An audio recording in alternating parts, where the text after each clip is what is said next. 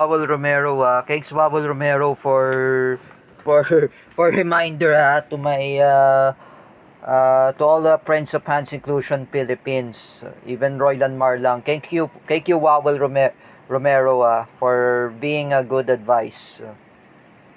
At least I said to Wawel, I never want to make fake account. Here's the one thing, I do not want to create fake account in Facebook. And I don't want to create trolls.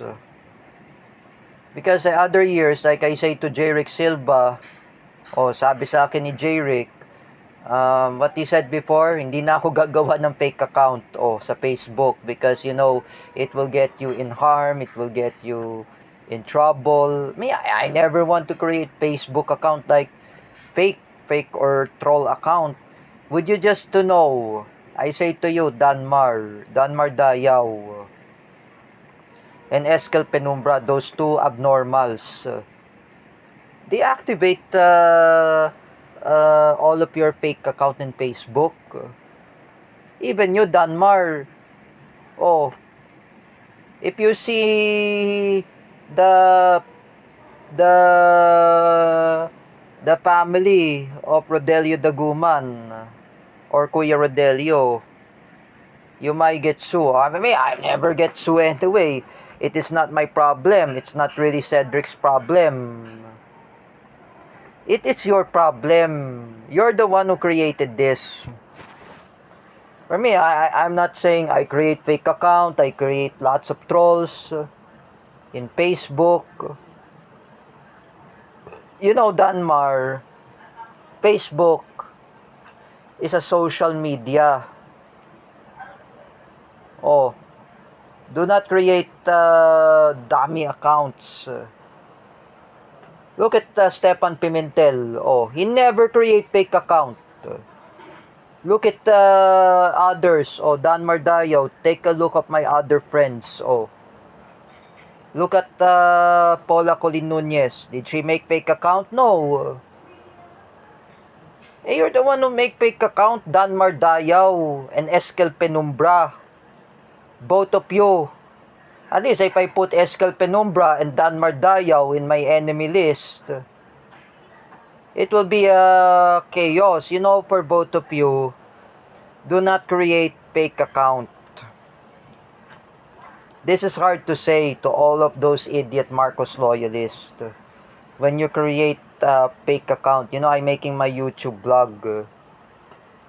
Look at the others who never make fake account. This is hard to say, Ate Dina Guillermo, Teacher Alexandra Pagkalinawan, Eskel Penumbra, and even Danmar Dayaw, and Sangkay Janjan, and even Romeo TV Vlog, and even the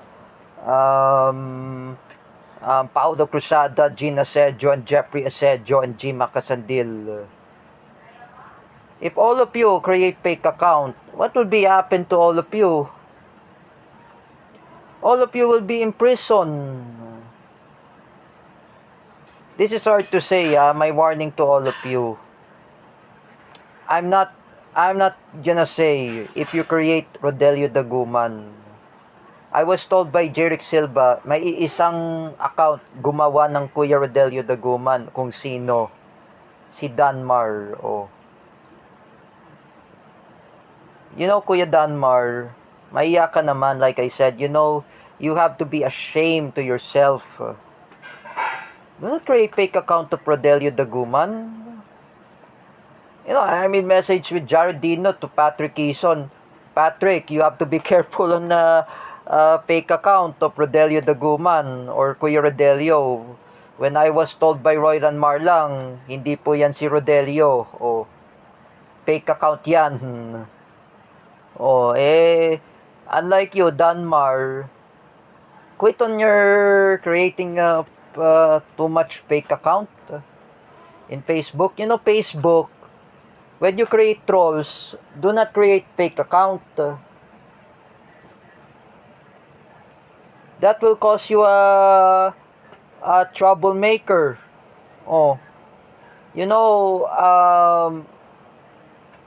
I was told by Teacher May, in current events, I discussed that in my social media etiquette,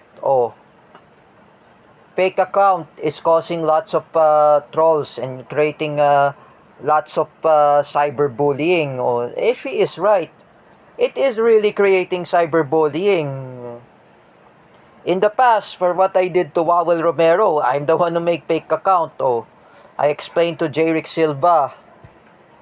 And I explained to Jerick Silva, that was last 2025, last year. Another one, I make fake account of, who is it? Teacher Vincent Ramos and Teacher Gio Malana. Way back 2021 in pandemic and 2024. This is all my fault. I made the fake account. In last 2022, for what I did to Santa Maria de Estrada, I attacked the church. The church anyway, I attacked the what is it? The Santa Maria de Estrada church. I attacked the church, I'm the one who's responsible that I create a fake account of Ray Lawrence Chuanico or Larry Chuanico. At least Larry is very kind at me. He's not really dumb. It is. This is what I gonna say to Danmar Dayaw. I want to tell you. I am responsible for creating fake account. You should be responsible too. Danmar. You're the one who ruined Cedric Mariano's drawing para sirain si Cedric. Danmar Dayaw, I would like to explain that Kuya Rodelio Daguman is overwhelmed busy on his work. He has nothing to talk about politics. Wala naman po ginawa si Rodelio like, wait, would he ever talk about politics? He never. Unlike you, Danmar, when you talk politics, when you talk over to the politics in social media, you're talking about political agenda, you're talking about politicians.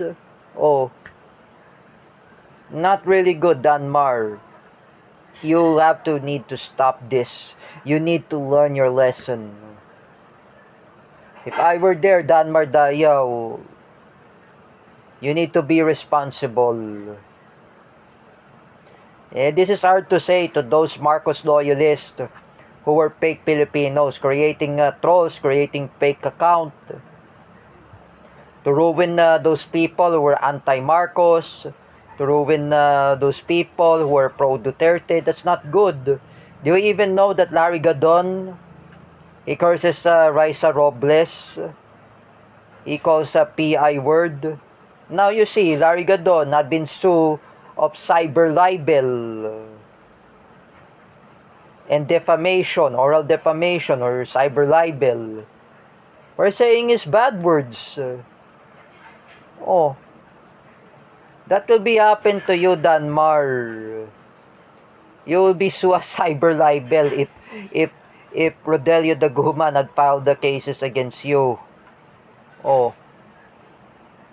Madidemanda ka pa, Danmar, like I said. If I were you, I just want to have ultimatum request to deactivate your fake account. Even you, Eskel Penumbra, deactivate that Rocky Tulog fake account.